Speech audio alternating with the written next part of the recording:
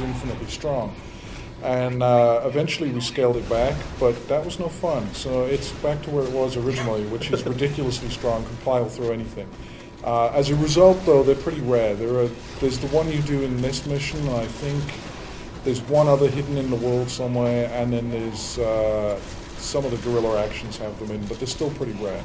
Well, one of the nice things, though, is once you complete this mission in the full game, it unlocks walkers around the world for other missions. So, if you look around in some of the other missions, you may find, yourself an extra walker here, an extra walker there. So make sure to look around and search those little closed buildings or, EDF garages, because you never know, there might be a walker in there. But, so why don't we go into, where did you guys pull designs for, the weapons and vehicles from? For the vehicles, mostly from our concept guys' heads.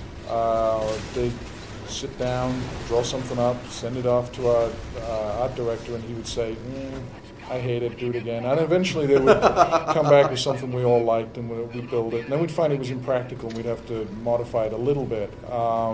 We had some on-staff concept guys like Todd Marshall, and we also outsourced some of the EDF concepts. A lot of those are outsourced to Massive Black, I think.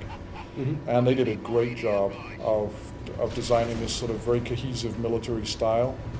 And as I say, sometimes they wouldn't quite work. One of the examples there is the staff car, the Wolf, which kind of looked like a family saloon when we first got it, so we jacked it up a bit and put some really big tires on it, and now it's pretty cool looking. But that was the only change we made to that one, and generally it was very few changes. Can you talk a little bit about this gun right here as well?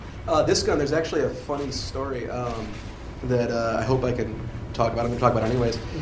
So when this mission was first prototyped a long time ago, we were going to be showing it off to some people. And right up until the weekend before we were going to show this, that was a machine gun firing rockets, and nobody had ever said, hey, we need a rocket launcher. And I hadn't seen it, so I came in on a weekend and built this rocket launcher.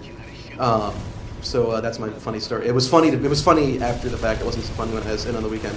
But the rocket launcher is actually built out of a whole bunch of the same parts that the rocket launcher you can carry is. It has compressed gas cylinders that knock a mining charge out of the barrel, and then it ignites after it's flown far enough away that it's not going to set you on fire with the exhaust. And so this is just basically, it's a whole bunch of mining equipment strapped together, very bootleg style. Todd Marshall, who is one of our concept artists, is a totally crazy, awesome guy. Did a lot of the concepts for all the guerrilla weapons, and all the guerrilla weapons are really made out of this just incredible mishmash of really neat parts. It's a lot of fun to work on. Nice. So we have a question from the fans here. Where did you pull designs from for some of the weapons, and especially James, some of the vehicles in the game? Oh, did we do that? We already did that one.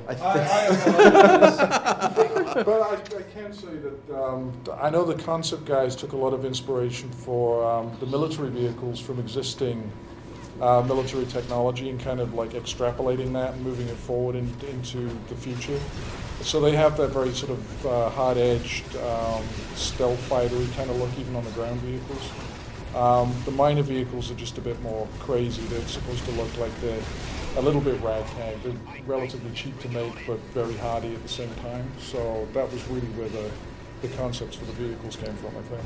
A lot of the guerrilla weapon concepts started off actually. There's doing a lot of research online for a lot of do-it-yourself projects.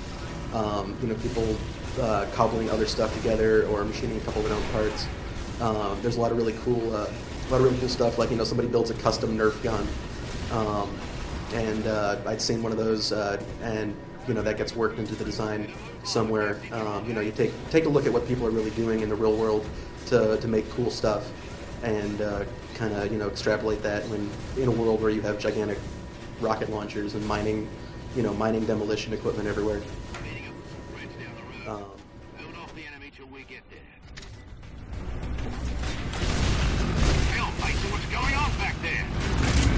Don't worry about me. You just drive. Right where it counts.